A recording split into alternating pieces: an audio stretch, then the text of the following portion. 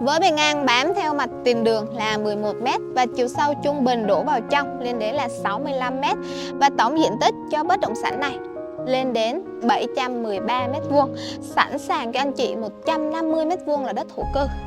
Từ vị trí này để anh chị có thể tiếp cận với trục nhựa của xã Đông Thanh cũ trong vòng bán kính chỉ 2 km và di chuyển lên trung tâm thành phố Đà Lạt 27 km, di chuyển ra sân bay quốc tế Liên Khương khoảng 18 km thôi.